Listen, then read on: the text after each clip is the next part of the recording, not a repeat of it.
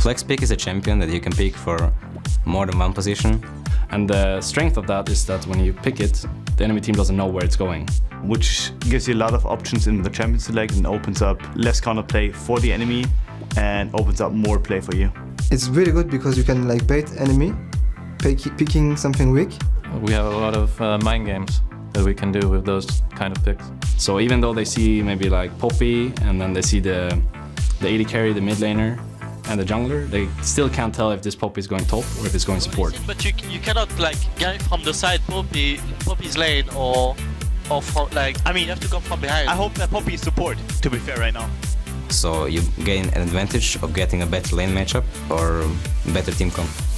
It can't really go bad, because at worst you put him in normal and at best in a good matchup. Flex picking, it is the key in pick and ban in this meta here. That's fine. They go for it. So we go for Tamken's jungle now? Yeah. Is there anything else you want? No. They're both flex pick. Yeah. The champions that the pick can use as a flex pick are like Lissandra. Right, it can go top mid, Lulu, top mid. You can see Morgana that can be played top, mid and support. You can play Mundo jungle or top, and I think you can play Zac top and jungle as well. You can obviously flex pick Graves. Go Corki, go Corki! I use Go TF, go TF, go TF! You can chase it. Tamken is extremely popular because you can go top, go support, and you'll never know until the last rotation, which, especially on red side, makes it really dangerous for you to leave up. Trundle is a good flex pick because he can go both support and top lane, and Trundle as a support is counter to Alistar.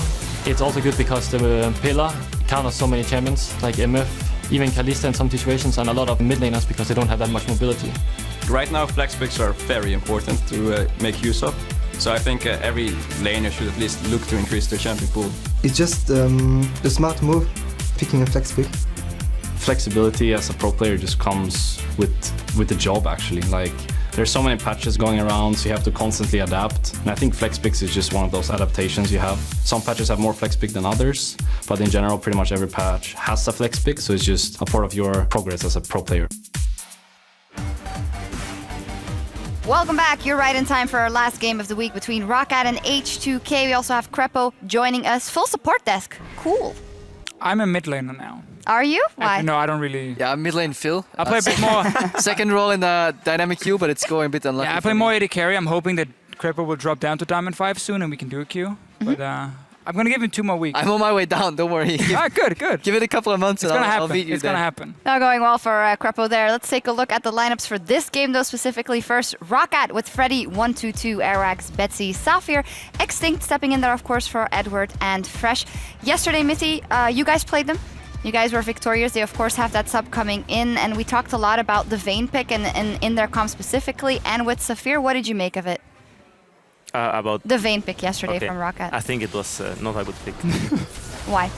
I think he couldn't really auto-attack in teamfights, and I mean, as you can see, he just could only hit like 1 or 2 twice in teamfights, and he even lost lane.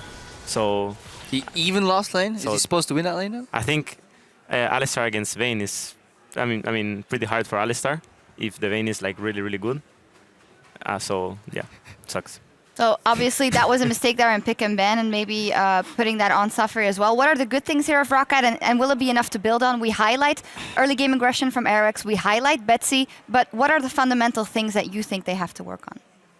A lot of things for Roccat. I mean, one of them, like we see this from a lot of teams in Europe at the moment, is as soon as the laning phase ends, like the game plan just stops. They lack that guy again who can get all the information and kind of draft up a game plan for how you want to play the mid game out, understanding when do we need to push certain waves, when do we need to contest a Baron, when do we need to like force a team fight and whatever. Roccat is kind of really in between in everything, and that means even though they have good early games from time to time, a bit like against you guys, they kind of drop the ball coming into mid game, and then they tend to lose almost every single team fight. On the other hand, the team that is on top on all those things is H2K. Let's take a look at their lineup with Odoamne, Jankos, Selfie, Forgiven, Vander, and Prowly. Yesterday they had a matchup versus Vitality where in the end their top got set behind, but Forgiven got such a CS advantage. They got everything set up. What did you guys make of that matchup? Yeah, it was 20-minute ARAM after a decent strategy-wise macro game in the early game.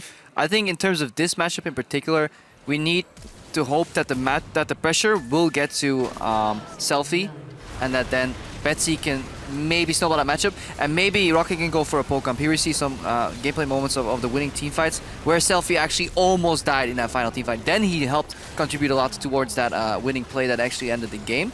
But I think, yeah, the matchup to watch is Betsy versus Selfie, and maybe Roccat can go for a poke competition, because that seems to be a competition in which you can play the same style from start to finish. If that is indeed the case, where they, the game plan just disappears. Well, if you go for the full Nidalee Corki poke comp, it is straightforward start to finish, but it's hard to play. As long as H2K doesn't completely mess up the early game, I don't think there's any chance for Roccat to win. I agreed. Well, the thing that we started with, obviously, that Vaynepick and Sapphire here, they'll be up against Forgiven, who has obviously amazing stats. What is it that makes him so hard to play against, Mithy?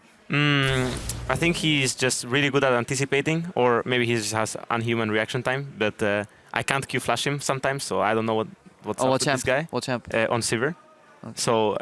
no, I mean on what champion are you playing? Alistar, sorry. Yeah.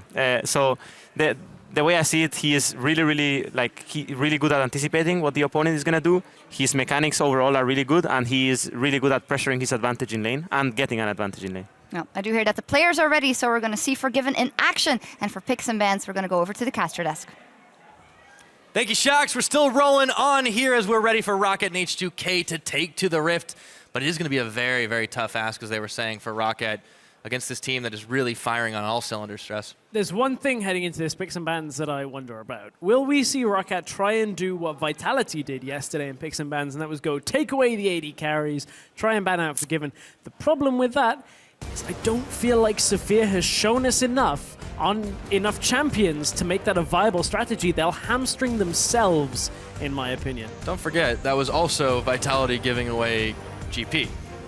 Oh, yeah. And that worked out really well for them. The other side of that is that, they just went, okay, well, we'll play Caitlyn because there are no AD carries left. We have Forgiven, and it's Caitlyn. Surprise, surprise. This time, that's not the case. Roccat are banning out the top lane. Another Tahm Kench ban has not seen any action today, as he has been benched consistently. H2K already banning out the Rise. They look to take their next one. What is it going to be? It's GP, so we won't see that again. H2K don't want to take any chances. Of course, on the red side, that's much more common. 4 out of 4 right now, top lane bans. Yes, there are flexes in there available. Freddy's going to have to dig deep as well as Odoamne. He is. Freddy's played a bunch of different champions, though. He's played Zac, Dr. Mundo, and Na in previous weeks. So he has got other options. I wonder what he's going to go for. We also saw the Graves out of him as well. So there is a fairly wide pool, most of which hasn't been touched by the bans from H2K this far in the draft. Yeah, and of course that tells me that's not something they're really worried about. Freddy's performance he's had a couple of standouts, but as we question coming into this split, will this be his year to bounce back? So far, we've not seen anything to indicate that. Yeah, so far it's kind of been the same as last year. Wow, that is a Rek'Sai ban. All right. So, I mean, right now it either tells Roccat they have to go for a jungle pick, something like an Elise right now, but I don't think that's strong enough to warrant a first pick. But it tells you that H2K are likely to take that on their first rotation. Keep in mind, Kindred is banned, Graves is available out of the jungle as well, so there are options there from H2K, but they want to reduce the ability now of Airwax to have that global presence on the map as well. Yeah, he'll have to dig a little bit deeper, as he did play quite a few Rek'Sai games in previous weeks. To little success, of course, for the team, as we've mentioned, but we'll see what H2K answer with. I actually really do expect this Graves for Jankos. Well, looking, however, at what has been locked in, Roccat have opted for the Alistar. You just heard Mithy say, man, sometimes I just can't Q flash Forgiven on Alistar. And now Extinct is like, hey guys, I've been out of here a while. I think I've got his number. I think I've got it. So we're going to have to see how Extinct is going to do on this Alistar, whether we'll see any of those Q flashes hit, or whether Forgiven really is that good at dodging them. I mean, it's something that everyone who plays Forgiven consistently says. This is like the one guy who can predictively dodge everything all the time. And H2K let the final seconds tick down as they switch over at the last second. Jankos will be taking the Elise, and we've got a Poppy locked in. That could be Vander or Odoamne. Yeah, right now, as you said, it could be either. I feel like it's fairly likely to go down onto Vander. Vander has played one game of Poppy. The matchup stops the Alistar combination, at least, the headbutt into Pulverize, so you basically forced to Q flash or flash Q either way for that Pulverize. However, H2K are just leaving options. At this point, they can wait all the way down until the last pick. One pick that is available that I expect H2K to take on their next rotation if it's available is going to be the Lissandra for Selfie. We do have the likes of the Ari, the LeBlanc that we know Selfie can play as well, but Selfie had a decent game on Lissandra yesterday, but it wasn't spectacular. Well, he definitely looked one of the weaker members of his team, but you've got to expect that coming in being a very quick turnaround sub. But on the other side, Roccat might try to deny that pick. I like it. Airwax will actually get his hands on Jungle Graves, and Betsy will be the one with Lissandra. I think this is or Freddy. Yeah, it is a flex. Betsy hasn't played it yet from my recollection. Yesterday we saw a Twisted Fate game from Betsy go very well. Yeah, well, in the early game especially. Yeah, at least it started well for Roccat. Betsy actually had a pretty good game himself, but then it just wasn't enough. He didn't snowball the team far enough that Sophia, on that vein, he just never got into it. So that was the trouble with yesterday's game for Roccat. Well, they built a pick comp, right? And then they got 3 or 4 picks, but then it kind of unraveled for them. Well, it was more to do with stopping their opponents across the map. Origin just ended up being in a position where they could group very effectively on the Lucian, so it was less so much about picking rather than just controlling different side lanes and looking for those 2 versus 1s. In this situation, they've got the Lissandra for that follow-up engage, they've got Alistar for engage as well, and some burst coming from Graves. Looking for an AD carry, likely, and the top laner to come out of Roccat. We'll see what they have for us. But interestingly, Corki has dropped all the way through the draft. Oh, Forgiven certainly got to be smiling about it, as they do lock it in. Definitely had quite a lot of success on that champion. Of course, he tends to have a lot of success on a lot of things, but you know what else has gone all the way through so far? The Kalista. Now, we know in the past, Forgiven has been very outspoken about this particular champion, but I don't think Saphir is feeling the same way. No, I think this is one that they should just lock in for Saphir right now. It's a decent setup for them, especially with the Alistar. You've got a good engage potential out of those 2 champions. This kind of tells me that it's going to be Trundle in support and that Poppy up in the top lane. So Odo Amne feeling confident enough that he's just like, hey, give me whatever they want top into Poppy. We may see the Fiora we've seen a couple of times already. Freddy hasn't really been showing propensity to play the Fiora in recent times, so we'll see if he does go for it or something else, in fact. Well, there is always a couple of options on the table. We'll see how H2K react to this one if that gets locked in. Roccat are really taking their time about this pick and ban, but I think they're going for it. I just got a feeling as 3, 2, 1, just like that, we got a Quinn top. We have got a Quinn top. It could be mid. Still, we did see Quinn mid from FLICKR, from SKT. Flex picks all around, man. You got to watch out. This is the situation that H2K find themselves in, and they may just say, "Go Victor." to Selfie in this situation. You got a couple of options. LeBlanc would be okay. It's not the best into Lissandra because Lissandra just hit 6 and ults her when she tries to go forward. So it is a tough matchup compared to a lot of the ones that Selfie could find himself in. They could always put Selfie on Corki in the mid lane and look for a Lucian here. That's very or something true. else here. So there Lucian are fell all the way through. So many options for both team. It's going to be like this swap around right at the end that'll decide This it. is what happens when you ban Rek'Sai. Wait, Hang on, wait, no, it's only hover. Hold on. Yeah, you have to hit lock in, remember? Locked yet, but we've been playing a lot of poke champions, and there's one that has been missing for this entire time. Are they going to do it? Selfie's got that look on his face. I'm hushed at it. Yep, it's happening. It has been locked in. Jace finds himself defending tomorrow on the Rift right now when it looks like it for H2K. This is a champion that nobody yet in Europe has played. I've been expecting it out of Perks because he was a big Jace player. Selfie we have not seen in the European LCS in a while, just like Jace. Very different style to what we saw Selfie play yesterday, but alongside the Corki, with the poke meta, with the Trundle to line up these skill shots, could right beat down the alley that H2K are looking to go for here. Yeah, and Betsy will have to watch himself. So far, he has been the standout player on this Roccat squad, but putting the Lissandra into his hands with the flexible choices that they have here, I feel like Roccat are definitely going to try something similar to yesterday, not as much global pressure, but they will have that double teleport available to them to try and knock down members of H2K early. But this H2K team is packing a lot of punch.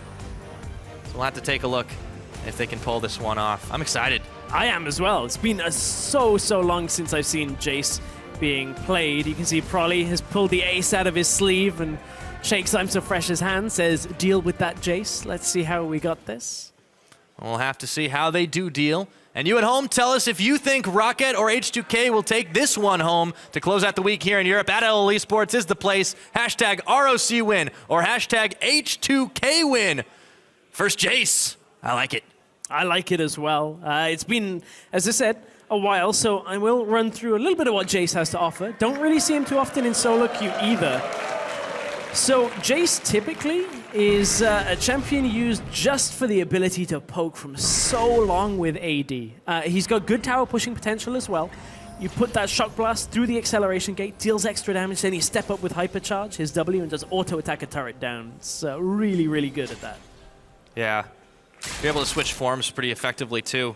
Can definitely turn a fight on its head, knocking people back. And not to mention, we've actually got double hammers in this game too, Stress. So really, H2K are looking to knock away and knock down this Roccat squad. Well, Betsy's having a good time at least. Betsy's like, okay, you've given me a fairly tough opposition here. Challenge accepted. Yeah. So looking at this, H2K have a very clear game plan. It's the Siege game once again for them. This time kind of with the dial turned up to about 1 million. Right. Because either H2K step up to a turret and just take it, or Odoamne charges up his hammer, the rest of Roccat try and engage, and then he just blasts 2 people backwards and they take the fight. Yeah, and for Roccat, they're packing a lot of power, but they've got triple AD. Not just 3 AD carries, but actual triple AD. Betsy is going to have to do so much damage when they start stacking armor on the side of H2K. Yeah. And if they shut him down early and prevent him from getting those items, you've got to fear for this Roccat comp. Yeah, you do have to fear for that. One interesting thing to note is that the actual last person to play Jace in Europe was Betsy on patch 5.13 last summer. So Betsy knows this kind of setup, so I'm interested to see. What kind of mastery is he? Ooh, that's a new one. That is one of my favorite masteries in the game. Storm Rider Surge. I've been playing this with Echo a ton recently. So basically, once you deal, I think it's about 30% of a champion's health, you get a big movement speed boost. So it allows you, once you hit a shock blast on Jace, to follow up into the skies so quickly. Selfie will be looking to bring it. One thing we got to mention, since we were a little excited about the start of this game, is that Forgiven and Vander pulled that really cheeky move where they went down and forced Airwax out of his own jungle, forced him down to the bottom side. I feel like this is going to set up a fast push, but H2K are showing that they're the ones in control of the start of the game. Well, the reaction to that now is that H2K sending Poppy top. Elise gets the extra time to take her red. At this point, Elise is probably going to be just able to swing down through the enemy blue buff as well. So it does result in Jankos getting the potential 3 buff start, but that's not the biggest of leads at this point in the game. It depends on how the second phase of the lane swap goes here. Who do Roccat prioritize the farm on? Who do H2K prioritize it on as well? You kind of have to feel that for H2K, the clear goal is that, as always, Trinity Force on the Corki. So the faster that they can get that down, the better it is for their ability to siege. Well, Forgiven is definitely not one to miss out on his power levels. Generally out farms, generally outplays, and he has been a cornerstone of this H2K squad. Starting things off, still continuing this push, but it'll go down pretty shortly. Some gold in the pockets of both. Curious to see if they try to swap around or if they go for a more traditional after lane swap. Yeah, turrets have fallen at the same time. The one thing that getting Airwax forced out of the jungle has done is meant that he's only just hit level 3 there, as Jankos hits level 4 himself. So there is a bit of an experience disparity between the two. We will keep our eyes, though, on this middle lane. Betsy using that E to farm was something we actually saw Selfie doing yesterday and getting punished for a lot. Like, Selfie used that E and instantly got killed by the opposition in lane against him. But the person that they've given the farm to on the side of H2K is Odoamne. That's fairly standard, leaving him up there. Not opting to give it over to Forgiven. They know that they can kind of hold this in the bottom lane, and Forgiven is in a situation where he can actually just output enough damage that Freddy has to think twice about sitting there. It's not quite time for Freddy to head to the bottom lane yet. It's a bit too shoved out for him. Right.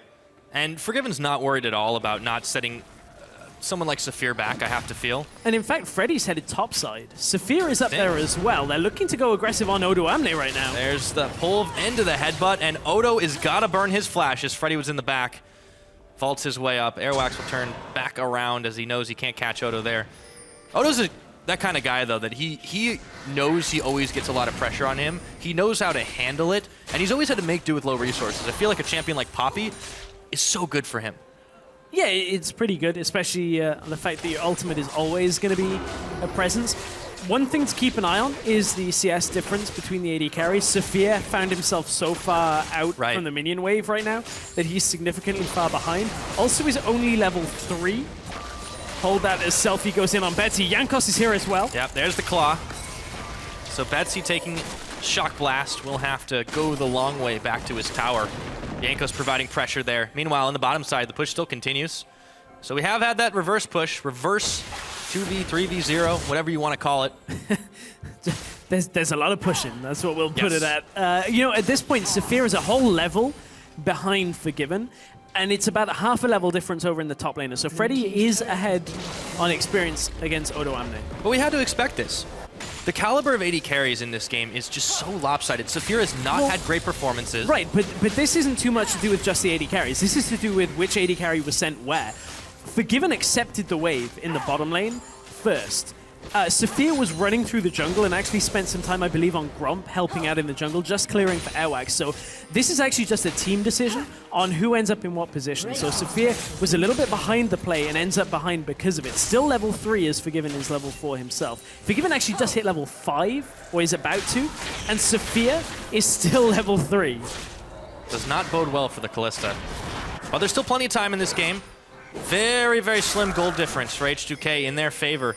Saphir's been sent back to the bottom side, and the teams continue to dance around one another without trying to make any big moves. Just reacting to the tower pushes with ones of their own.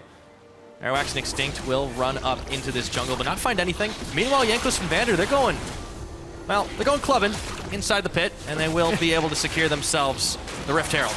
This is what it feels like getting thrown out by a bouncer, though. I have to feel the amount of damage that's being done to Vander. He has to back himself away. So, Tia has been picked up already on Selfie. Gonna stack that one up.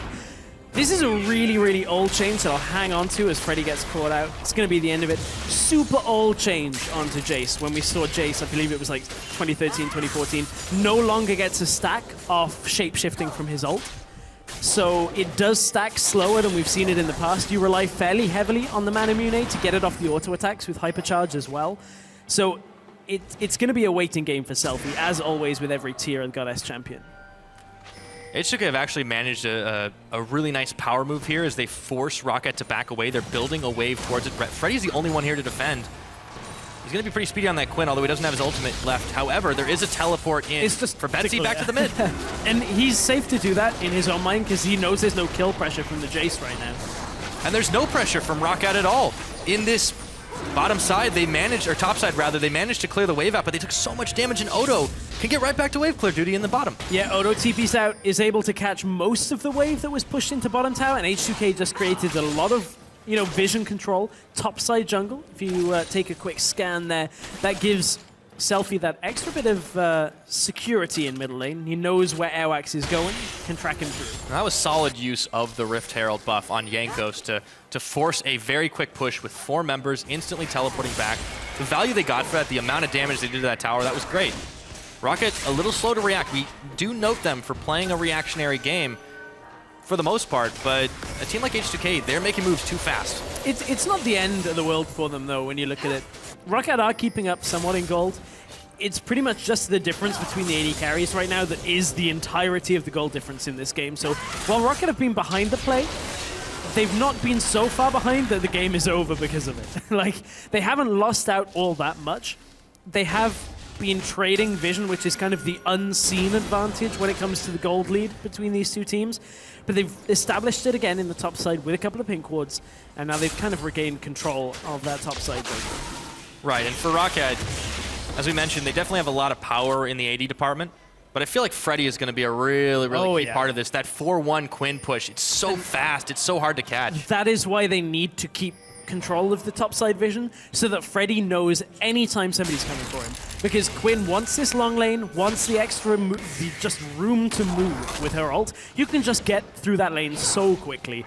With the teleport available, it means he's able to kind of prioritize wherever he wants to be on the map and then appear in a team fight. And you can't really overlook a lot of just Quinn's utility when it comes to the blind that she has, the ability to just move from lane to lane incredibly quickly as well. Yes, indeed. Betsy picking up his blue buff. So the mid laner is still trying to mid lane. But on the bottom side, it is a 2v3, and Forgiven won't be able to finish this tower off with Extinct and Saphir there, so the rest of his allies are trying to run up and potentially cut off Betsy. He'll have his claw. He's got his flash, but there is trouble a-coming. Selfie gets locked up. Frozen Domain. Betsy knows he's got to send the claw out, and he just barely gets it. Takes a shock blast in the back, though, as a parting shot.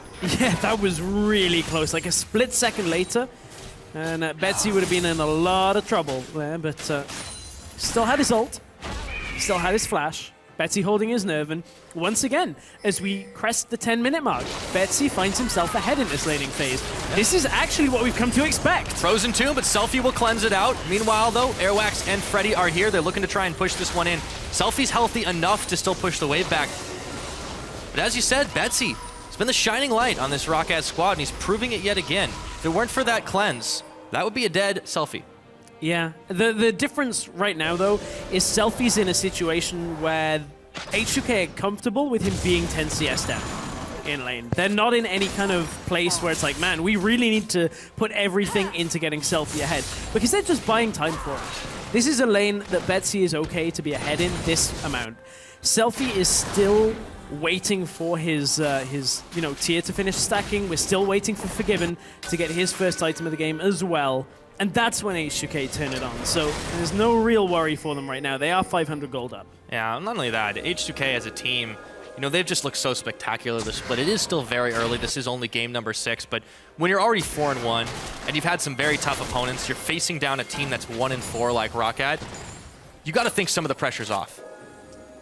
Kind of. I feel like if you take it that lightly, though, this early on in the split, especially considering this is only the second game that you're now playing with a replacement mid laner, and you lost a fair voice in the game, I think you still have to take Roccat at 100%, because while they're a team that haven't really been doing too well outside of their first game, they still have shown their reactive play has the ability to catch teams off guard. That's true. And they're reacting in this situation fairly well. They just picked up 3 pinks. They've got Hurricane onto Kalista. It's not the best pickup first item when you're looking for damage, but what it's going to do is allow her to wave clear a little bit more effectively against this H2K squad that want to siege against them. Still risky, putting something like a Kalista that close up to a Jace. One shock blast is going to do about 30% of her health.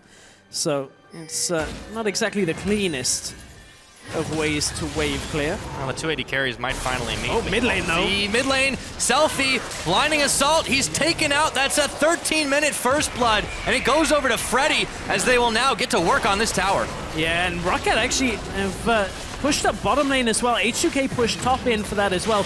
That's a Selfie not being able to escape that gank while his cleanse was down. So Betsy and Freddy are doing the best that they can right now to keep themselves into this game. But with this Rift Herald, H2K are pushing all the way into the inhibitor turret for the first time. They're forcing the backs. That outer turret will finally go down. That's the 3rd for Roccat. And they will try to start this dragon, but the damage has already been done on the top side. An inner turret goes down at 13.5 minutes into this one, and H2K's is still plenty healthy. Right, but Roccat got the mid tower here, and they've now got the dragon from the bottom side of the map. So what this could result in is, look at already the wards placed by Roccat, bottom side. This is the kind of space where you can deny H2K's ability to move between lanes. Now that their outer towers are down in mid and bot, you can't safely clear through this jungle without being a good few people. And what this gives is Freddy the freedom to push top lane. As long as he can see 2 or 3 people from H2K clearing out wards in the bottom side of the jungle like he can now, he has extra freedom in this long lane to just get a little bit of work done. Get a little bit of work done he has been doing. Locks up Selfie. Glacial paths his way out as Jankos was there. And Rift Herald buff. So yes, to be very fair to Roccat here, they have been reacting and they've kept it very close to even. It's still 3 towers to 3 at the moment. And despite the Rift Herald, despite H2K rotating very well, very effectively, Roccat have stayed relevant this game. And that is important for a team so far back in the standings. The frustrating thing for Roccat, though, is their wards timed out and got cleared out as well in the bottom side. So now Elise is coming top, Poppy's on the way. Omne wants to fight. He got the stun too. Got the knock up. Freddy got his clock knocked, and he's got himself a runaway if he can. Jankos is there. He can't do a 1v2. Freddy's down. Jankos claims a kill. There we go. You can't track the vision if your wards aren't there. And Freddy overstayed in the top lane without the vision control. Betsy should be okay to get out of this. Has Flash, has the E available. Wants to go in. Well, the traffic cone is at his back. Can't go that way, Stress. No parking. No parking. Extinct, Airwax, and Betsy will be pushing up towards this mid side, but H2K still holding. Forgiven, now on his Trinity Force. Now is starting to be the time that he can work his way up. However, Selfie's still working on his power spike. Odawanme had already completed the Iceborne Gauntlet. They can bring it together. We'll see what they can take. We will see. And pretty important point for Selfie right now, as at level 10, I wonder whether at level 11 he's going to take that extra point in his ult. He's actually got ahead of Forgiven on levels now. He has. I'm kind of looking at this now. There's a super important point for Jace is when you get 5 points in Shock Blast and 5 points in Hypercharge, that's when your game really turns itself on. Selfie's at 5 and 4. So I wonder whether he's going to put that point in the Jace ult, which some players do choose to skip, or at least used to, and just get that extra point in Hypercharge fairly early on. But definitely keep a track on him. There are a few like passive upgrades that come in his ultimate as well, so maybe we'll see him go for it. We're nearly there. We just might. But for Roccat, with Saphir catching back up, he's definitely not as close in farm, although 20 is not a terrible differential if you take a look across the board there. Him and Extinct will be very critical if Roccat wants to start a fight. We talked about the 4-1, so clearly that's not the first priority, but if they get forced into it, there's so much ground you can cover with a Fate's Call into Headbutt Pulverize. Of course, Barry. I'm being silly. Jace got changed a while back. He now has 6 points in each of his Q, W You're right. available. I didn't even catch you, my I bad. looked at it and I'm like, 6. Oh, yeah, that was the other change Jace had. So no longer do you level up the ult. Nobody puts a point. I think it's forgivable when we don't see a lot of Jace. It's fine. Don't worry. However, what is not fine, perhaps, is Roccat being in this top side jungle. Blue Trinket goes out. They spot H2K. Freddy wants to fight. Yes, he does. Airwax throws down the smoke screen. There's the Fate's Call. It's out. Extinct doesn't find a mark. They take a little bit more damage, and they will rethink what they're doing, because in the bottom side, Odo is hammering away at this turret, and he'll back off as the teleport from Freddy is spent. And that's, I guess, kind of the power of the movement speed from Freddy, is he can look for that engage. As soon as that smoke screen comes out, it's like, oh, okay, I don't think we can actually go through this. We don't have the proper ability to fight this. H2K back themselves away, and Freddy teleports down to the bottom lane and saves the tower. So Roccat are starting to slow this down a little bit. They got the Freddy being in themselves. See if they can use that to start pushing some side waves.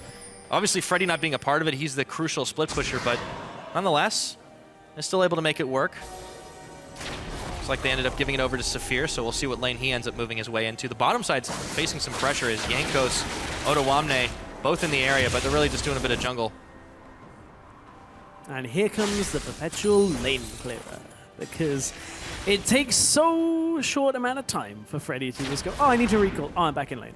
Especially, we're not quite past home guards yet, but that's when, He doesn't even need home guards, man. That's when basically Freddy turns into like Formula 1. Just gets back to lane. I guess it's more like drag racing at that point.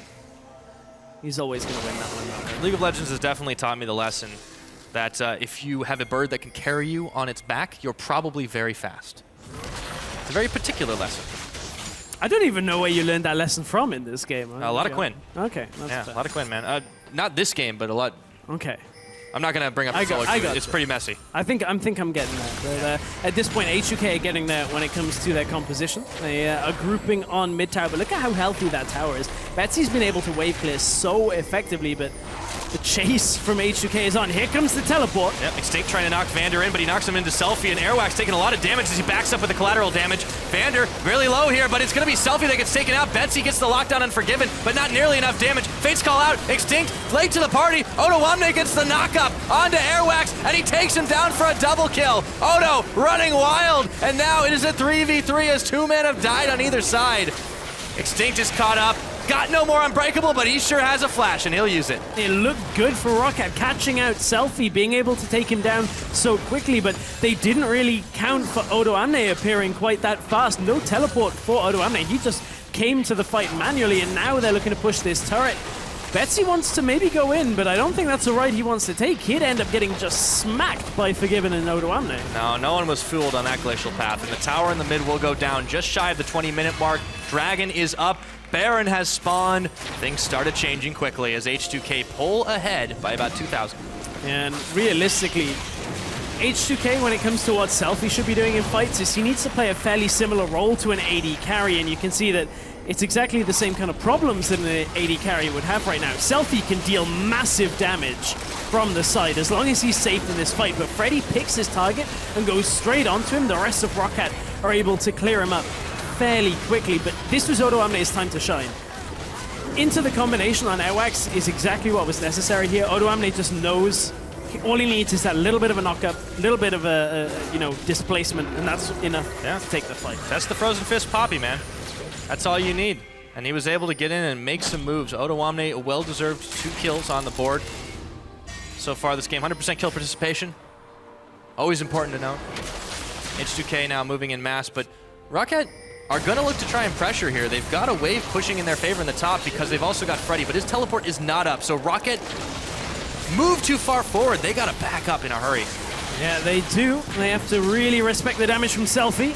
Nice dodge of the Shock Blast, but the tower may not be so lucky if the mini wave will get there. Yeah.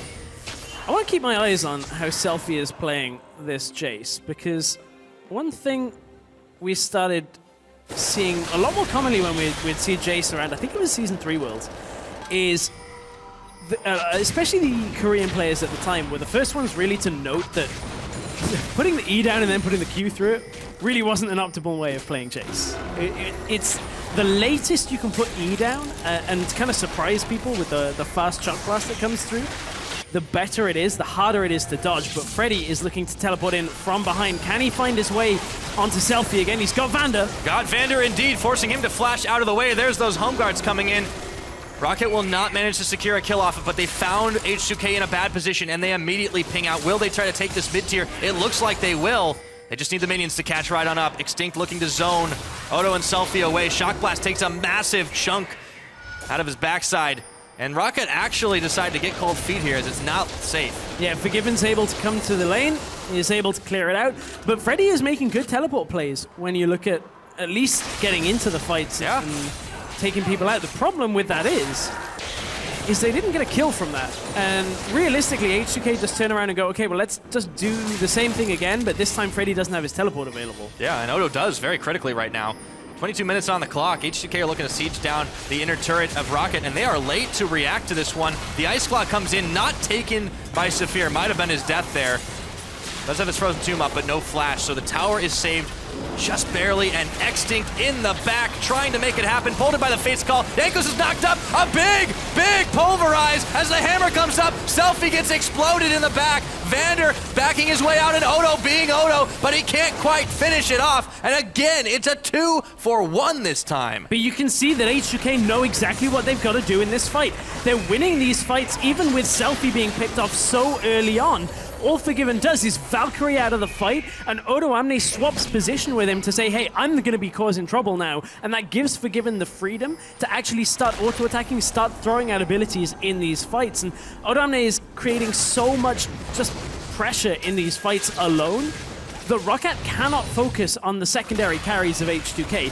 I mean, again, just look at how quick Selfie dies when he gets caught out. He steps forward. In comes the rest of Roccat here. It's the re-engage really that does it from the Alistar. Great knockup and the headbutt onto Selfie, and all of the damage goes onto him. Airwax manages to catch him by a wall, and that's Selfie out before this even begins. But look, Forgiven's safe here. Nobody can get to him. That's what's so critical about it. They focus all their attention in most of these engages, frankly, onto Selfie. Yes, he's going to be a force to be reckoned with, but this is a team that has forgiven. Not only does this guy normally not die even when you're trying to kill him, if you're not trying to kill him, well, you're not really going to get very close on this very safe AD carry. I guess they've just not wanted to give it a go. Looking at close to 25 minutes in, Roccat are trying to turn it around, but their wave is already gone, and they turn their attention topside. Yeah, Freddy's looking to maybe go top. Does actually come out of Valor form right there, so thinks twice about it. They just want to secure a little bit of control over the Baron buff. You could try and Baron bait, or there's 2 blue trinkets on H2K that are available. So maybe don't start the Baron at the same time. Although, was that Airwax clearing out a ward? That's like the most annoying thing. Easy to bait thing in the world is you go, hey, there's a Graves in the pit. Okay, it wasn't Graves. It was actually the Hurricane that came out from Sophia. As he auto-attacks the ward, the proc just aggroes the Baron. Well, feels bad. That really does. But they're doing all right. They still maintain the vision. They've got Freddy down on wave clear duty bottom side to try and pressure the turret again. But H2K are actually at the Baron in force, so they'll turn that vision back in their favor. Although they can't change the Scuttle Crab vision. Not just yet. No, not just yet. I had you thinking there for a second. Like, you can't do that. Definitely can't do that. No. You need a new Scuttle Crab for that stress. You do. Luckily, they come around every so often. They do come around. They're not a rare breed. They immediately get killed. Such is life of a Scuttle Crab, unfortunately. This tower, speaking of life, it's hanging on by a thread as Selfie comes in. Brings the hammer down on those minions. 19 seconds till the next dragon comes up, and I feel like both these teams will be passively interested in it, but it's not a massive priority at the moment. No, I think, honestly, if Roccat go over to the Dragon, H2K just push mid and just ward up their flank and say, okay, well, we're just going to take the turret while you take Dragon right now. Yes, you have Kalista, you can do it fairly quickly, but we're not too phased on that. One important thing for Roccat is Extinct has picked up the distortion boots, so flash engages are going to be a lot more frequent, and it is available for Extinct. Almost available. Right. It's like 10 seconds off. So H2K are actually going for this dragon, but they have so much damage they can finish it quick. Roccat are moving towards the mid, but then they back off right that. So H2K knew that they were able to clear it up quickly. Well, it's only Freddy that's backed off. Oh, but Airwax should have been as he gets knocked up and into the team. And Hextrictor won't save him for long. Mama Mortius make that as H2K pick him off. I mean, that's just risky. As soon as you hear the Dragon Call being finished, you know H2K have already left. Now the jungler is not available, and H2K can look to either maybe set up a Baron here. Oh, they've caught Extinct. Yep, he's pulled in courtesy of Saphir, who couldn't finish off the frog. Saphir takes a huge chunk, and Odo is not done with him yet. Elise going up, Yanko's looking for it, they take him out, it's Selfie with the kill credit. He wants revenge and he gets it. Extinct exhausted, can't make it back to his base. Double kill for Selfie, and now the Baron is all theirs. Odo Amne is showing up big time in this game. Every time he steps into a fight, he is demanding 3 people deal with him. And every single time he's managing to hit them. The only saving grace here is somehow Betsy slows down this Baron attempt. He's in behind them, but honestly, all he can do is really go in, ult himself for damage, but Freddy's caught. Freddy went forward, Freddy got caught, Freddy disappeared. This Baron, Betsy, might try for something, but he's got nothing left. The flash away doesn't even kill Selfie, and the Baron goes over. Odo now on to Airwax, who flashes it. Big pickup for H2K. Massive pickup for H2K. They've taken what was a regular lead and exploded it for themselves. Man, Selfie's starting to deal so much damage in the fights now that he's got the Ghost Blade on top of the Muramana completed, but it's Odo Amne that this game is truly about when you look at it. Everybody else has been doing their job, but Odo Amne is absolutely destroying these team fights. Every time he's hitting stuns, he's hitting the knock-up on his ultimate as well. Really impressive performance on this Poppy. Absolutely massive. 2-0-6. Solid kill participation, and he has been causing havoc in the front line, the back line, the mid line. Everywhere there's a Roccat member, Odo's been there. Well, I mean, I know Graves is on Rockat's side, but this could be the end of the line for Roccat. If H2K can manage to push in with this Baron buff. They're sieging up multiple lanes, and Jace will shred these turrets unbelievably quickly with Hypercharge. Remember, it will give him a big boost to his attack speed. I believe it's like 130%. Oh, no, sorry, maximum speed. Freddy takes a big chunk of damage, Forgiven as well. But yeah, you could see what kind of havoc H2K could wreak with just one Rift Herald buff, but with the Baron on them, the split push becomes all the more deadly. Odo just waiting it out. Airwax, another huge chunk. That is that late game Jace. We are used to seeing Freddy trying to defend on the bottom side. It seems like unless Roccat can pull a few tricks out of their hat, this is definitely going to be H2K's game. It looks like it. Every time these pillars are landing from Vander as well. Let's see. He's not going in on any of those. No, these are just kind of like attempted claws, but... They didn't even finish the tower yet. There we go. Freddy's coming in around. They've got a big knockup, and now is their chance. Vander staying alive. No, he's taken out by Saphir, but all of a sudden, Betsy and Airwax are in the same boat. Down he goes, courtesy of Odo. It's a 1-4-2, but H2K will still get the inhib. They get the inhib. Now they'll probably look to swing out through the bottom side, establish a little bit of vision control and recall. That's exactly what they're looking for. Freddy is around. He could look to catch Forgiven, but he's more interested in the wave. I don't think he wants that fight, just in case there are extra members of H2K available. Ain't nobody catching Forgiven. What are you talking about? Staying alive. He's had one death in the European LCS so far this spring. You know, we called him the King of Spring, or at least I called him that. I don't know if you guys like that nickname, as he was so excellent on SK Gaming. But this time, this is a very different Forgiven. We've seen him evolve as he's gone on to Gambit and now on to H2K. And the teamwork that he has brought to this team, I think it's hard to understate that, on top of being so mechanically adept. Oh, Freddy. Teleport. Odo is in the picture.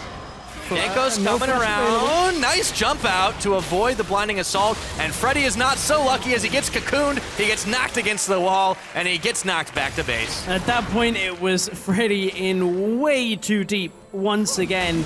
Doesn't have the vision to be that far up.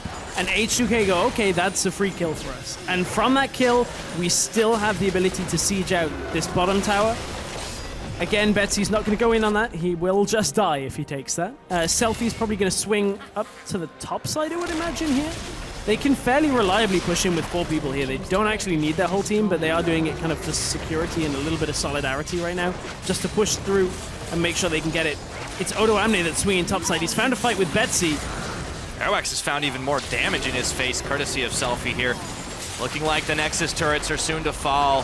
31.5 minutes in, H2K taking no unnecessary risk, waiting for the big minions to arrive. Betsy taking shots even more.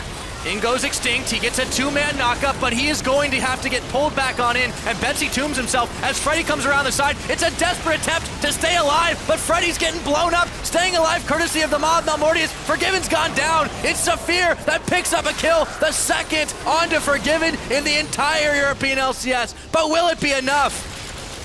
I don't think so, because Selfie's still alive, but here comes Freddy, fresh off the respawn. Yep, Saphir's caught, and Yankos takes him out. They're still losing members, and now, with only Odo remaining, they managed to hold the line. Roccat staying alive this game. And Saphir finally found a play in this game. He's now 5-2-3, but he got right into the backline, straight off the fountain, I believe it was. We'll take another look at it as H2K, they were looking to siege up, but 2 split focus. Extinct comes in for the engage, gets 3 people with it. In comes Saphir from the side, manages to find his way onto Forgiven, who stops kiting back at one point, thinks he can take it. Saphir flashes in for that, and Kalista just has too much damage at this point. Selfie couldn't find a shock blast through here. He's in melee form as well, so couldn't take out Saphir from a distance. Yeah.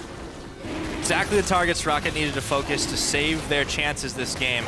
Meanwhile, Odo Amne will be soloing this dragon. It will be number 3 as Roccat try to clean up the shambles of their base. 2 inhibitors gone. Some time on the clock. Should be free dragon for H2K, but they're able to stay alive. Let's take a look at that Baron power play, though, because H2K, not the biggest, but they definitely made it work for them. Oh, yeah, they made that work. They took a whole bunch of turrets. I mean, it's 8 towers to 3 right now. 2 inhibs down for Roccat puts them in such a desperate spot. They have been hanging on throughout this game, but honestly, it's because H2K, in that last little bit of an engage and the push into the base, were a tad sloppy, stepping forward into an Alistar, not really being able to layer the damage from afar. Roccat, however, this time no surprise cap. Have to sit in front of H2K, and that is where the damage is going to rain out from. Yep. Airwax is back. The last remaining tower on inhibitor is there. The teleport comes in, though. Freddy wants to turn the fight. In he goes. That's a fast bird. Out he goes. And he looks for Odo. He's gone on Odo, but that... All right. That was a pretty underwhelming teleport, I'm going to be honest. I think he regretted the decision. If I had to guess. At that point, I really think so. Oh, Shock Blast are going to rain through. Not quite as much damage as expected, but still a fair amount. Selfie's definitely hurting right now. Yeah, he's got the Mortal Reminder as well. Not the most amount of things. Most common item to see, yeah. No, normally you'd see Lord Dominic's Regards, but we are going to see an engage. Doesn't quite find the mark. Yeah, but Forgiven gets caught out by Betsy. He goes down again. They're intent on taking him down, and they manage it this time. H2K scattering without that reliable damage. Roccat have managed to get a 1 for none here. They have, but in goes Odo again. Yep, Odo goes right back on in. The inhibitor comes up, but Freddy, with the help of Airwax, is able to outplay on Yankos. H2K scattering to the winds right now. It's a 2 for none. Big miscommunication from H2K. Odo used the knockup right as Selfie used his Shock Blast, which would have hit 3 people and done enough damage to turn that fight. It means Roccat had to back away. Meanwhile, though, their base was under siege. I don't think Freddy can actually stop this in time, but Roccat are trying for the Hail Mary play of taking the Baron. Yankos is not allowed. Teleport into the base by Odo Amne. Odo's back in the base. We're still in the Baron. Odo's trying to solo this. Oh my god, Odo! Teleport in. The back door is real. It's so close. Oh, Freddy's there to defend. He's jumped on him. Odo's got to back out of this one, but the Baron secured by Roccat. I don't know if they can breathe a sigh of relief just yet. Everyone's holding their breath. Well, for now they can. I mean, that is enough to slow down H2K. They still have to deal with 2 waves of super minions. They can, however, defend the top lane, and H2K are put on the back burner for a moment or 2 longer. Only 1 turret remains for H2K to take, and that is the top inhibitor tower turret, which with this Baron buff should be that much more difficult for H2K now. Credit to Roccat, though. Always talk about their reactive play and the chances they have taken to save their lives this game, and it has definitely worked out in the later stages. We expected this game coming in to be a much more lopsided affair. Yes, H2K have made some critical mistakes, but Roccat have been able to punish them. And there's some glimmer of hope for this team. Even if they don't get a win here, sitting at 1-4 right now, that they can start turning their season around. I love what Vanda's done here. Vanda's like, I need movement speed, I need tankiness, and I need damage. Dead Man's Plate. It's the best item in the game. I love it. Come on, I love it. Aggressive, and in go H2K. Didn't get the stun into the wall, but he's got the knockup. Saphir knocked down. Hammer time for Odo Amne. Meanwhile, Selfie, speaking of hammers, backing out. Betsy locking up as many as he can. Forgiven in the middle of it all, but he stays alive, flashing away from the fight. Freddy trying to stick it out, and Odo Amne is not going to go down just yet. Forgiven gets the pick off onto Betsy. It is 3 versus 1. Freddy's days are numbered. Shock Blast, triple kill for Selfie, and that has got to be it. That is going to be it. There are 2 long death timers for Roccat right now, and H2K have no turrets in between themselves and Inhibitor and the Nexus in this game. It was a little bit sloppy in the last 5 or so minutes from H2K, but that's going to be the game. They will once again shore up their grip at the top of EU. H2K with the victory.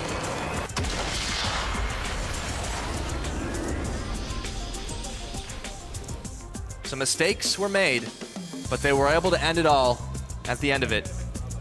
And Selfie coming up with a pretty big play at the very end on that late game Jace to really turn that fight in their favor. Yeah, pretty big, but a lot of the attention for that game was given over to Forgiven in these fights, which is understandable. That tends to be what people turn their attention to on H2K, but he was just content Valkyrieing out, getting himself out of the fight, and then suddenly Odo Amne bursts onto the scene. What a game for that man. Yeah. 5-0-11 on Poppy. Like, that is a standout performance for Odo Amne right there. Yeah, made it even more impressive considering he definitely got, well, he did get some early farm, he did get the tower gold, so they didn't like set him too far behind.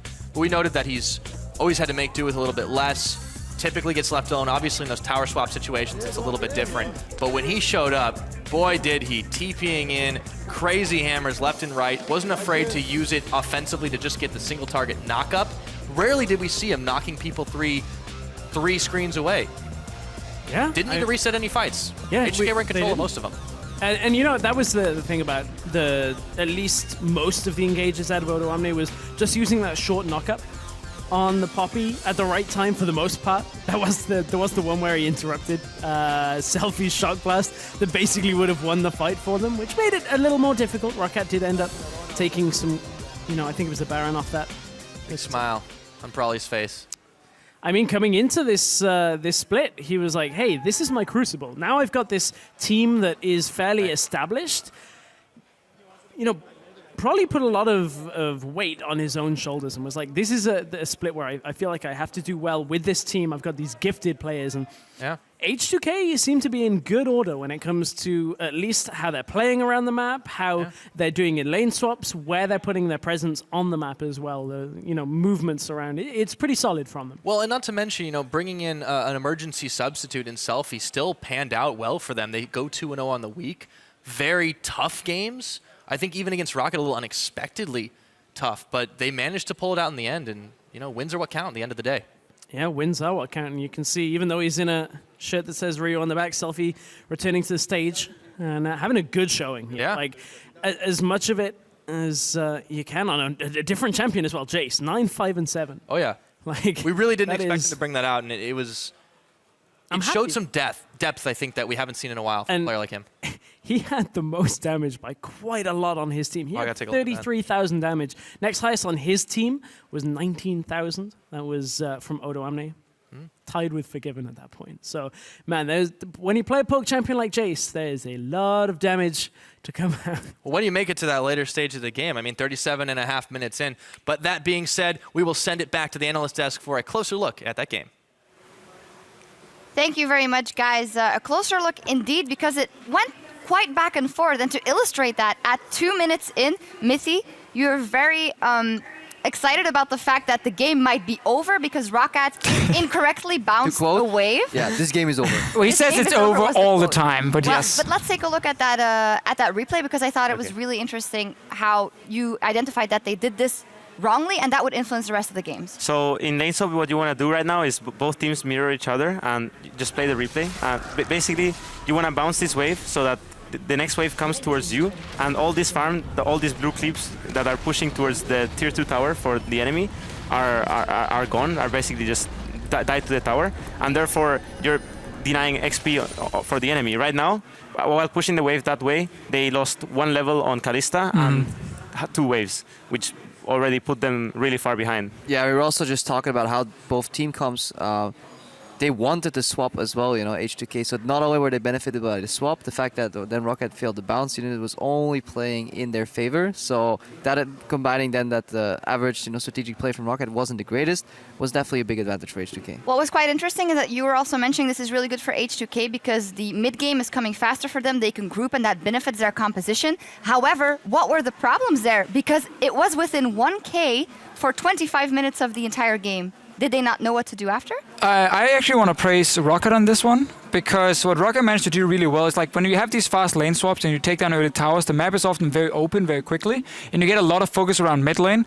And Roccat are understanding that, okay, Jace is obviously going to hit a power spike in mid game, Cork is going to do the same, and you're going to start group and sieging. So they constantly kept a lot of wards actually behind the mid lane. And when you run double teleport on Quinn, on Lissandra, there's so many flanking opportunities. So every single time H2K actually stepped forward in the mid lane, there was the chance of Betsy flanking, of Freddy flanking, and it caused a lot of big team fights that were very even for almost the entire game long, until the very end, where we didn't see, obviously, H2K start outplaying Roccat in some of these fights here. People get caught out a little bit. Safi in the last one ends up dying to Poppy.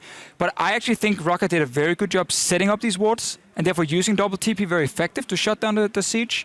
Sadly for them, it didn't result in a win. I think they did a really good job at setting up flanks to avoid the sieges. But I think the main problem that caused them not to be able to siege so well was the fact that mid lane lost a lot of pressure with the first death. It made Lissandra be able to push first the waves and not let H2K create waves for them to push on, because Lissandra had the pressure in mid.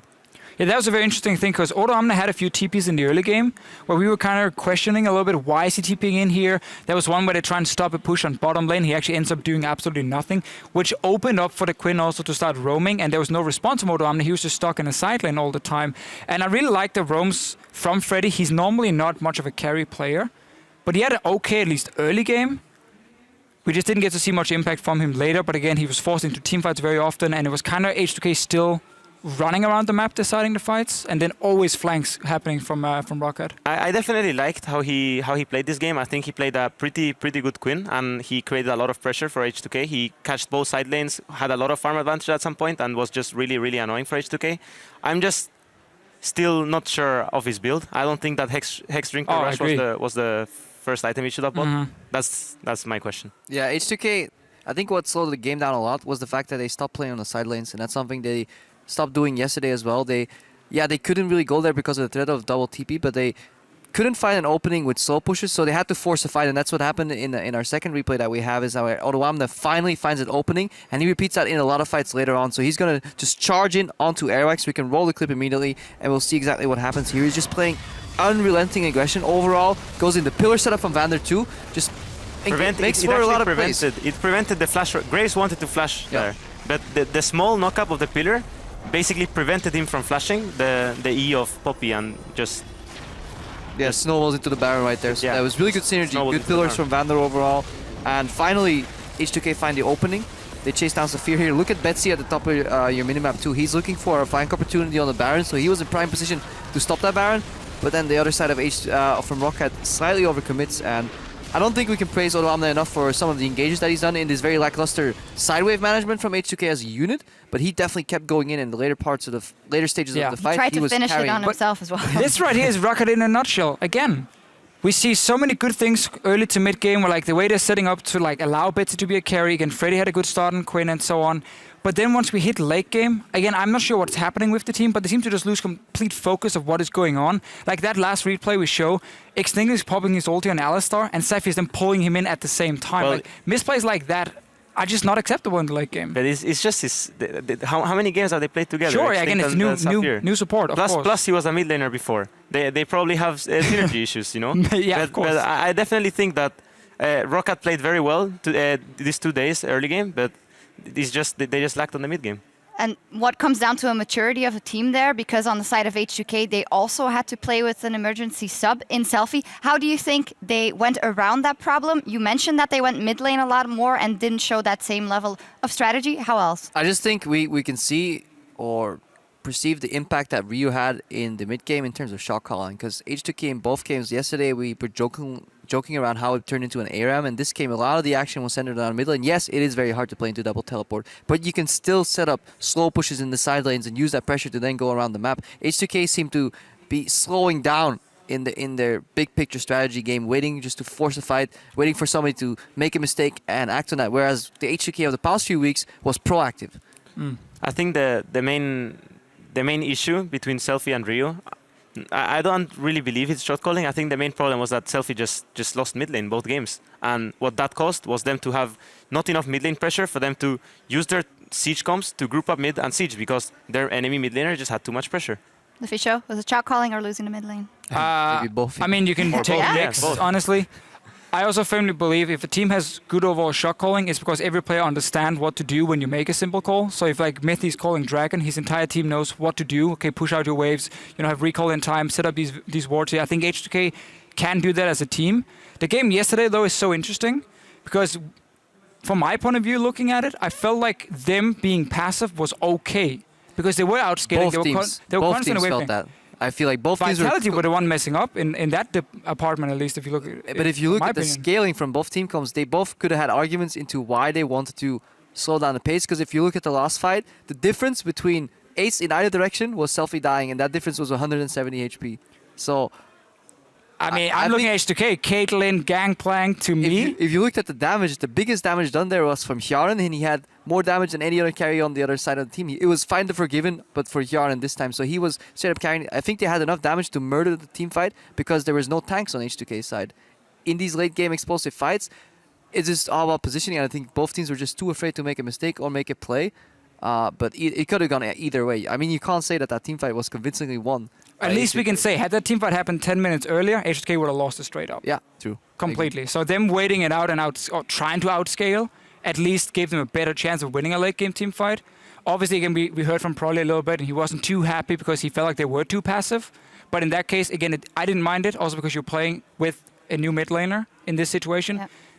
Play safe, But obviously don't play too passive that you don't do anything. Yeah, however, it came pretty close. As I said, did, yes. within 1K for 25 minutes of a game versus Roccat, where you get that lane swap and you get that advantage, it's still the mid laner coming in. It is a substitution. I think we can forgive them. They are still 2-0. They are 2-0. They can be happy with their week, but Yeah. obviously there's a lot of things to work on now, and then we got to see when Ryu can be back for the lineup. Indeed, but let's take a look at the standings because there's a third of the splits game behind us already, and it's G2 and H2K who are riding high in first place. And at the middle of the table, Vitality, UOL at 4-2, Roccat 1-5, Giants 0-6. Let's start with G2. Today they had the game of the week versus the Unicorns of Love, and it seems we're coming to the consensus that this is a team that is on the top to stay. What could be their downfall for you guys, or what makes you say that they belong there, Defisho? I think what we see from G2 now, also with some of the new composition they're playing, this is something Perk said himself in one of the interviews, is that you have to be able to play different comps in this current meta. And they're showing now different things. They're showing these poke comps today and yesterday against Fnatic, Corki mid lane for Perks. So I think individually, these players will always be very good. I love how you're highlighting the 2 mistakes G2 made, by the way. Well, we have the 3v4 in the bottom where they could have disengaged, and then we have the Baron throw. But overall, it does show that G2 as a team is not afraid to go aggressive and is not afraid to look for the outplay. And I think in this meta, you're better off looking a bit too much for the outplay than too little. I just want to say there are a few times where we do question really why do they make that play, where either they don't have teleport or it's like a 3v4, but they are super, super aggro, and you can surprise teams by being so aggressive very, very often where they don't expect you to engage onto them.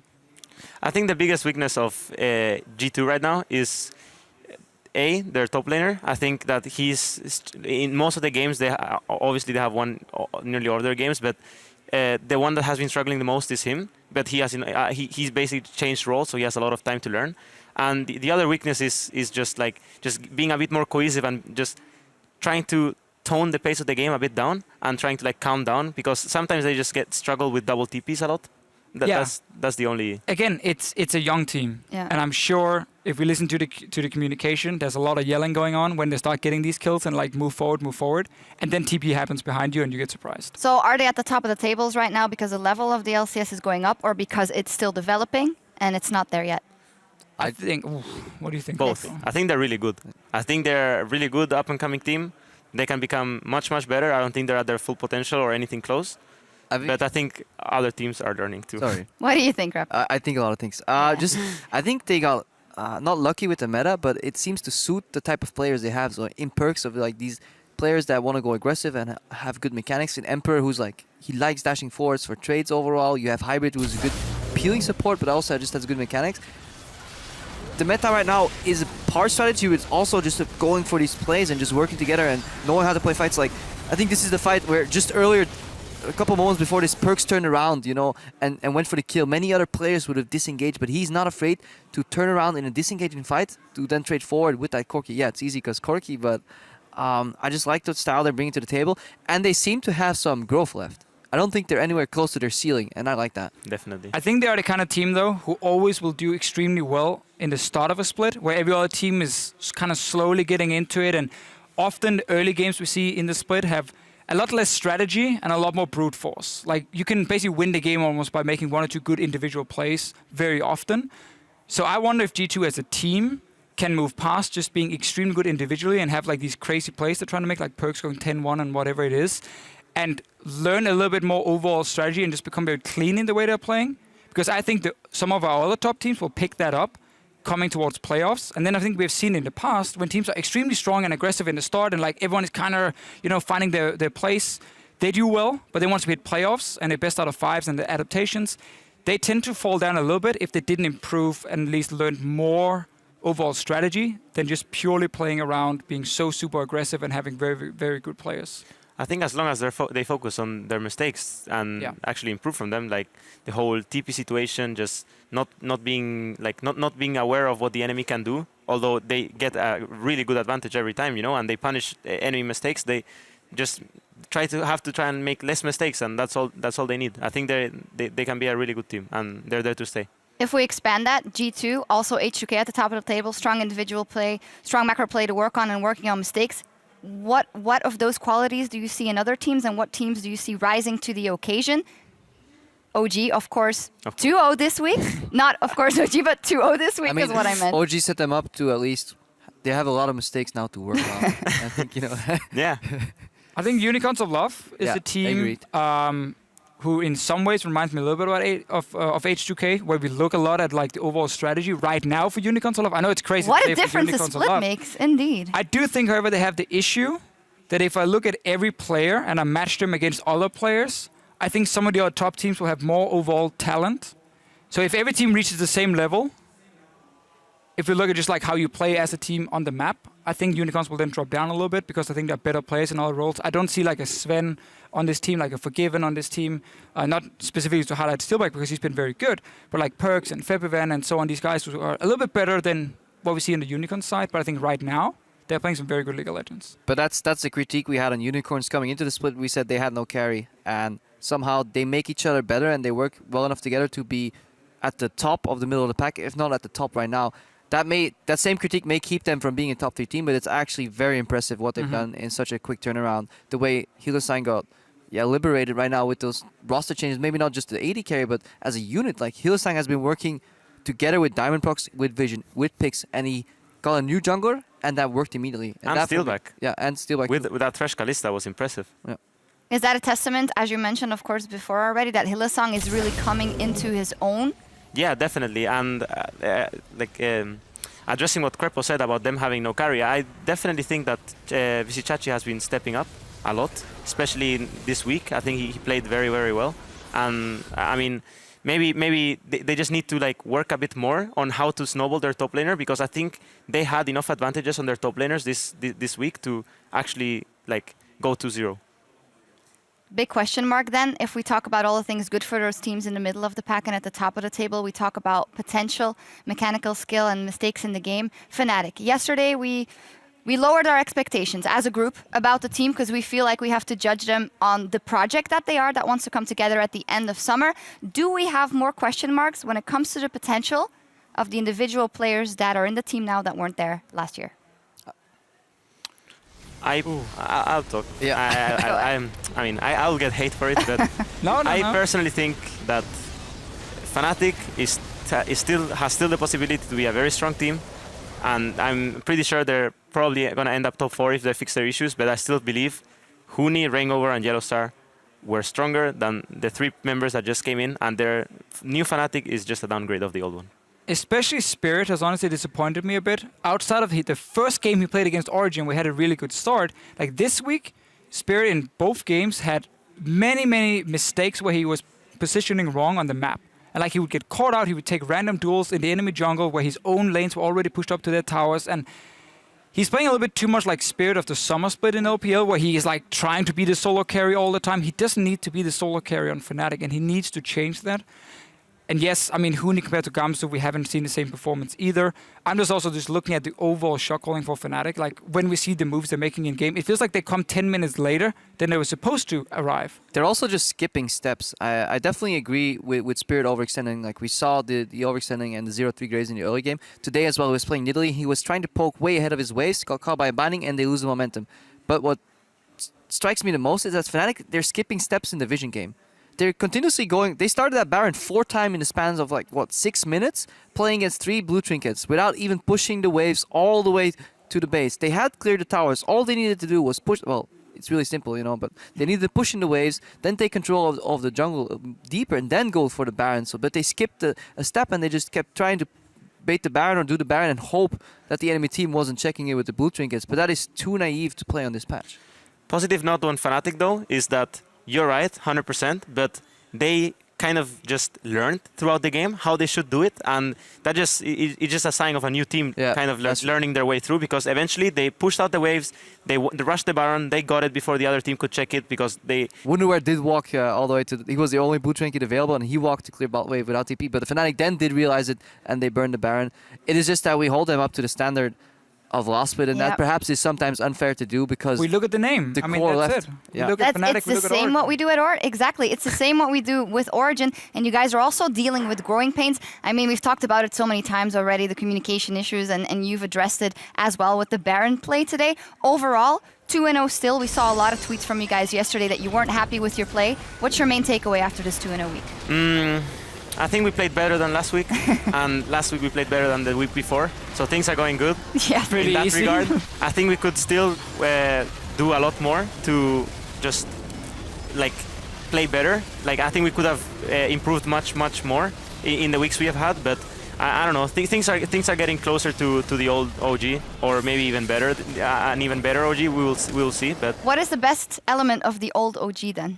What was the thing about the old OG for you? So the thing with the old OG was that we got to a point where we were like trying to beat Fnatic so much that we just like tried to like copy everything they do and try to like learn from them, trying to make it better. And we just had this system eventually that I would just say, okay guys, we want to play for this side, and everyone would just know what to do. And there was like, we would just remind each other, hey, you wanna take this wave? Hey, there was no like, I would call the plan, and then everyone would just like do their own thing. Like there was no really shot calling, you know. Everyone just knew, and everything just clicked. And this is what's missing right now. A lot of the community always talks about Power Vivo coming into the mid lane and Spec is stepping out. I actually want to hear from you. How much do you feel changing mid laners has done for you guys? Do you feel like it's made you some negative changes or some positive ones? Like, do you feel like it's anything to do with Power Vivo getting into the mid lane, or is it more the entire team? I think that there's two things. I think the team itself, I think we are not performing to our level individually, and also like teamwork, without counting Power of Evil, is not the same as it was before. But talking about Power of Evil and comparing him to Peke now, I think Power of Evil overall, I mean, sorry if I like sound judgmental or anything, but I think Peke was worse than Power of Evil mechanically, but he just gave more to the team since we had been playing for 1 year, and as I said, we just clicked. He was like very into map movements and rotations and where he should be, and he was like playing very self-reliant and more towards the team. And Power of Evil comes from a team where UL is doing great without them, right? But without him, but he just came from a situation where he wanted to be the carry, he wanted to carry, and the team played towards him. And we're just like trying to teach him how we want him to rotate and how we want him to move. Like you can tell from the game against I don't even know who it was, but we just got caught aside. Yeah, I tried to forget. Yeah, but yeah, we were just like the main difference between both of them is that with OG we would just like move better around the map. With OG, with Peke, and now with Power of Evil, we are trying to get there, and he's learning really fast. I'm actually very impressed. I tell him anything, I critique him, I get him a bit mad and everything, and I coach him. Yeah, one could say, and he takes it. You know, he takes it, and he's like, yeah, you're right. You know, tells me off when I'm being too hard on him or anything. So I think it's going good. I think it's going good. I don't know if you're at liberty to talk about this, but is there any kind of idea in the team or any kind of arrangement that you know that Power of Evil is going to play most of the games? We know that Peke has been off doing a lot of ownership things, as he has to do, of course, but do you guys prepare every week with Power of Evil knowing that he's going to play? Right now, Power of Evil is playing, and it's going to come mostly down towards playoffs, maybe, of Spring Split, and Summer Split is going to be 50-50 for sure, but it's mostly going to be towards playoffs of Spring Split. If things are not going the right way, then maybe Peke is going to step up. Else, it's going to be mostly Power of Evil, then Peke maybe comes in for like a power pick or something, like just to put the enemy off in terms of like pick and ban. But mostly Summer Split is going to be where we're going to try it out. Yeah, I definitely just want to touch on that whole, like almost like muscle memory when some player says a certain thing, having your entire team react just the way you want to. I think that's what we definitely, what I look forward to tracking in a number of these teams towards Summer Split, because the goal obviously for all these teams is to finish top 3 in Summer. And I think a team like G2, if they get a similar mechanism down where if Hybrid says we play for this side, we play for that side, and the entire team reacts in the same way, that we could see vast improvements in certain teams. That's quite interesting to me. You talk about muscle memory and the people playing together. You have Sven on your team, obviously. Yesterday, it was Power of Evil on Lulu and Sven on Lucian. And that is one of those typical interactions that I think you have to be completely on the same page. Is that more Sven reacting and him just getting a shield whenever?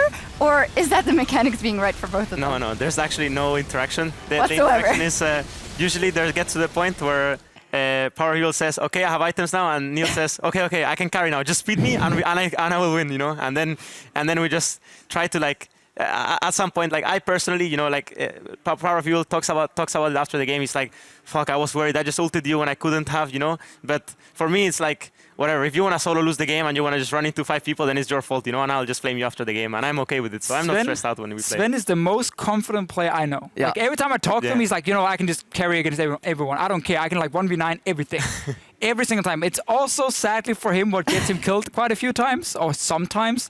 But so far, it's not really been any game-changing things. He's been a fantastic carry, and hey. The progression he's made in a year of pro play, coming from Challenger straight to Summer Split, straight to Worlds, I think he is one of the biggest discoveries, almost equivalent to, for me, to Fabian.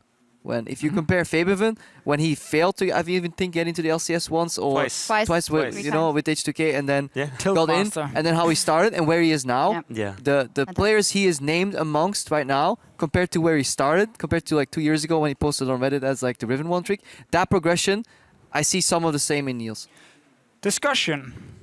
Yes. Last year. Sorry to take you off here, but last year, who was the best?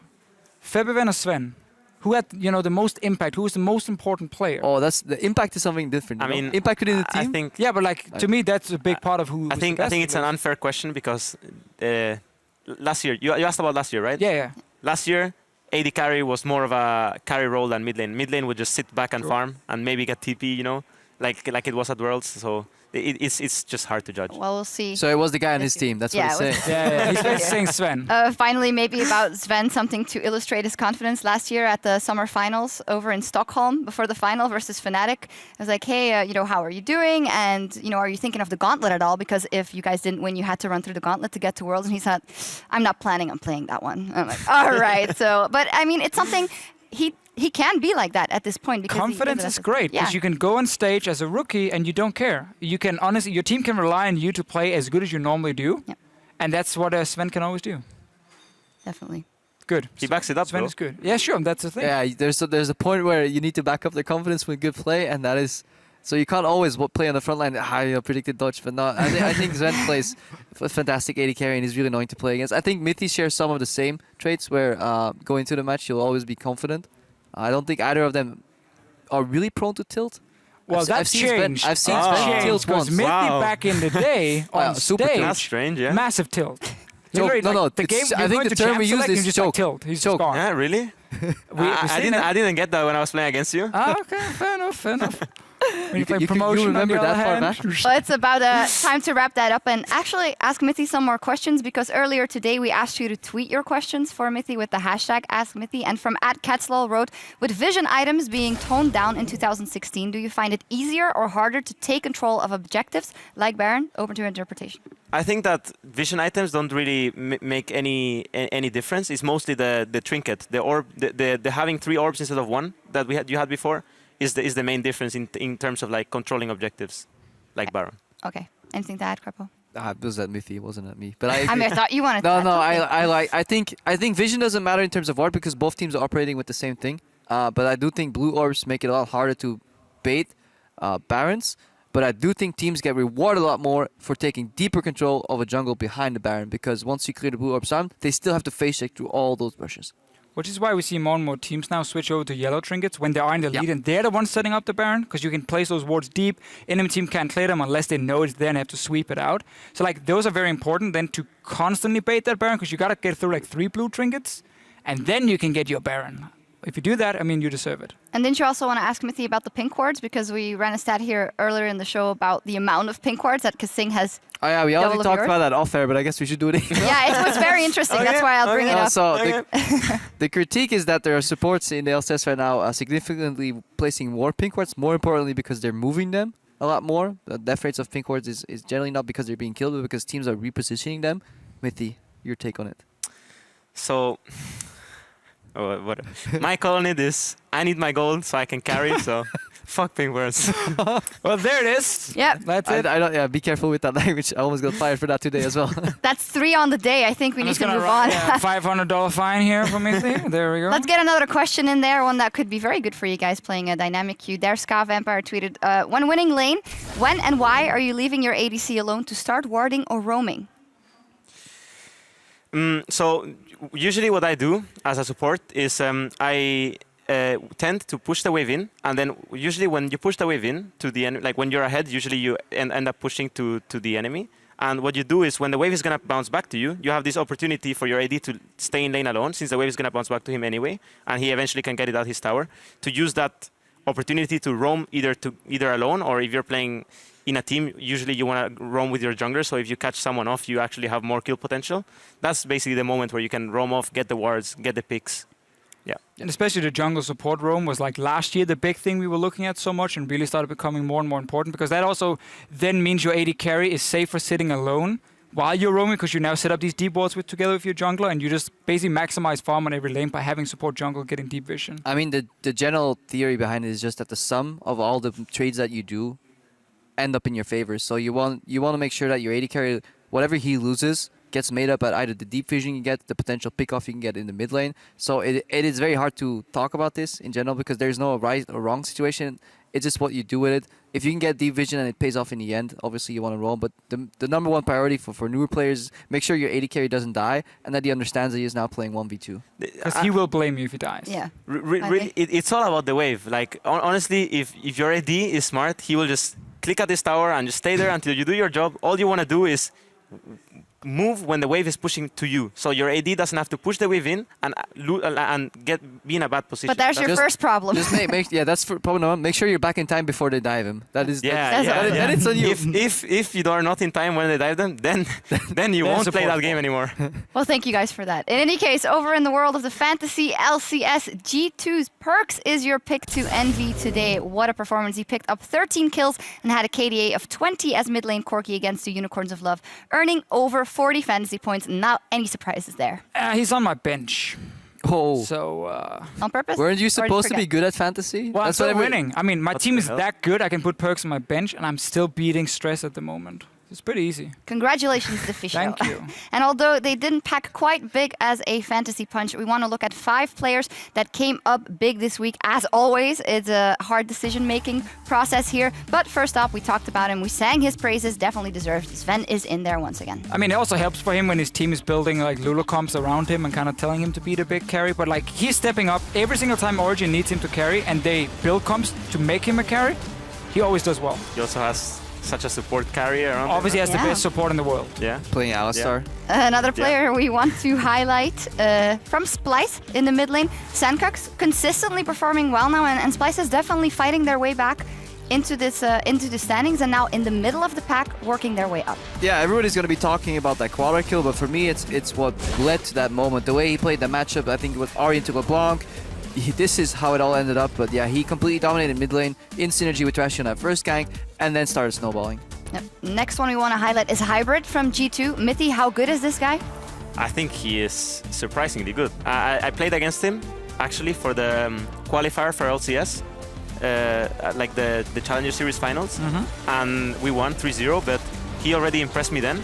His champion pool was lower now, and I think now he's just become a much better player, and I think he's very, very talented. He's one of these guys we absolutely love to see, because he comes all the way down from the Challenger Series, then he qualifies into the LCS, and obviously G2 made some roster changes, but he stayed on the lineup with Perks as like really the two shining lights at the moment, combined them with Emperor and Trig also playing well, so he's a big part of why G2 at the moment is one of the best teams. He reminds me of Kasing.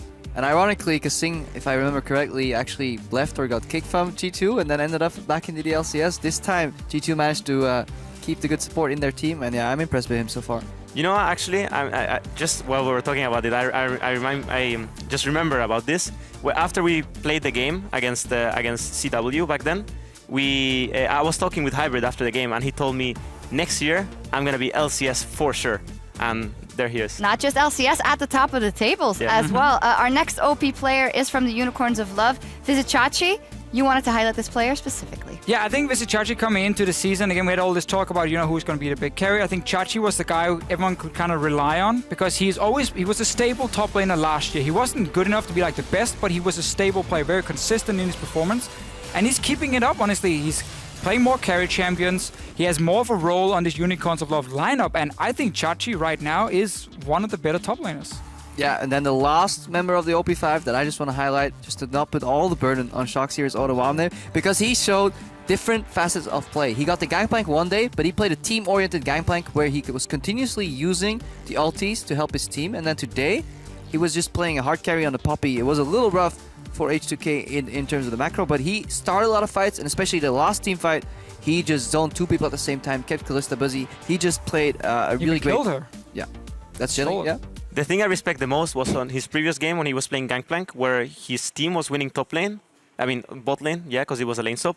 And he was getting camped bottom lane by Shook and Cabochard, and he managed to not even die, you know, like I think he died just once, and he played very well around all the pressure that the enemy team was putting around him, and then he just managed to just lift his weight even though he was behind and just play a great game. I was truly impressed. Yeah, especially because he was not even using his ultimates to stop the dives bot. He was constantly using them around the map, whether it's stopping a wave being pushed in on a tier 1 tower, whether before that he assisted in a skirmish in the top side of the map with the ultimate, somehow still managed to stay alive against a team that was known for, you know, putting so much pressure jungle top laners against the enemy top laner.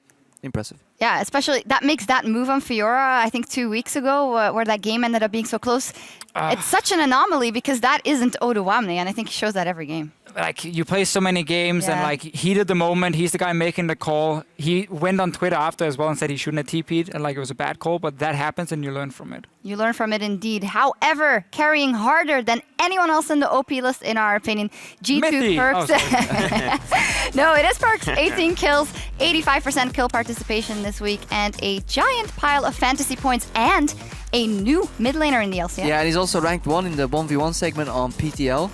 He's also the only person that participated on it. But he ended the segment with the quote, "Nobody can 1v1 me, bro." So talking about 1v1s, how many 1v1 kills has he had already, so far? Yeah. Do we have a stat about it? We're going to check that. We're going to check that right now. Maybe even now. I mean, thank you for helping us. Perks is also the first guy now to play 4K mid in Europe, finally. And like he had 2 fantastic games. He's such a mechanically gifted player. He just adds, you know, to the list of EU mid laners doing extremely well. And as long as G2 can play around him, he's going to carry games. I mean, you know, look at a tiny bit. I hope all this praise doesn't get to his head because he is a bit of an little bit. He's a bit of an ego player. Knowing him. This Twitter. So I hope he stays calm and collected and keeps making the right decisions. But he does have, the passion and the fire to really always look for the aggressive outplay. And I think that's, especially in a team that's new, I think it's better to look for the aggressive outplay, make the mistake and learn. Because it's harder to teach a passive player to play more aggressive. Had that with certain players in the past.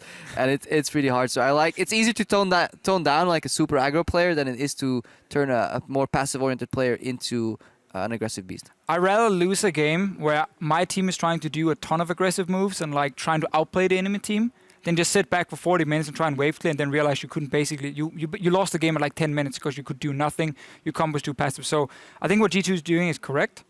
I just want to see if they can keep doing it. We will see, but for now, they are absolutely at the top of the tables here in EU, and the fight for the top will continue next week here, next Thursday in Berlin, as Elements take on Vitality, and later on we'll see G2 up against Origin in our game of the week. Well, isn't that a coinky-dink? Because we have Mithy here, up against the #1 team, G2. What will it come down to for you guys to be able to take him down? Having more gold lead, I think. Just getting the how gold. Will you accrue that gold? How do you look to get that gold lead? Yeah.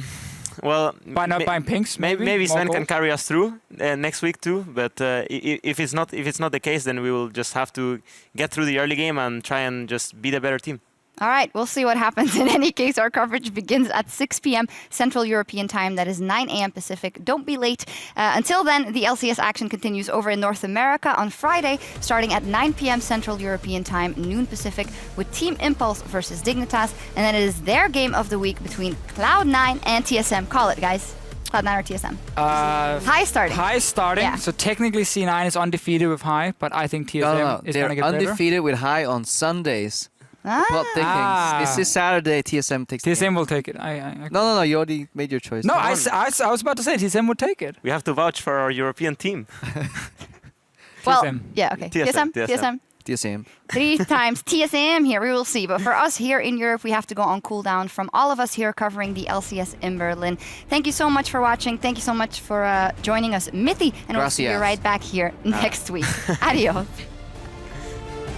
We're jumping onto the Rift. Week 3, day 2. It is Origin versus Elements. Mithy can steal. He gets it! Mithy's got the red buff. Now he's under threat. There's a Vital exposed. A flash engage. Solis has come to help out. First blood secured by Poppy. Full channel on the culling. You can dodge, dip, duck and dive, but you cannot get away away from Sven. Sven has found Ica, and that's the wave clear down. Elements did everything right, but now it's falling apart. And Origin go 2-0. Pepe's going forward. Nutek's trying to get away, holding onto that exhaust and may not matter. Ignite ticks him, but the tower shot! Holy! And Atom is muted all of Vitality! There's no tags! Yon is flashed away! He's got a triple kill with bullet time! The Nexus goes down, Giant salute, Vitality take the game. Guessing, you know when you go close to a wall, you try to flash over it. What? Stop. Stop what? Guessing, you know when they say stuff like this is the times when you start to think that they are below you, you know? I can't wait to get a new jungler. Go. Wait me. No spike. Waiting. Get it. Can you get it? Oh, got it. Nice, got it. Nice. Good job. Back on the ring. G2 are looking to finish it off. Joko holding the line. Steal back the last man standing. That's going to be it. G2 Esports with the victory. And the laser, Femovich low, but he's not dead. Nobody dies. Here comes the true shot barrage. Nobody's dying this game. I feel like I'm taking crazy pills. Kabi around the backside. Trashy moving out of the way, but they've left the Nexus exposed.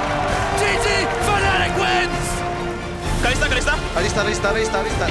He's dead. Okay, go Nash afterwards, okay? Go insta Nash.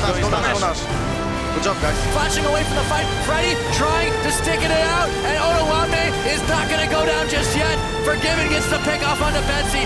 They will once again shore up their grip at the top of EU. H2K with the victory. H2K.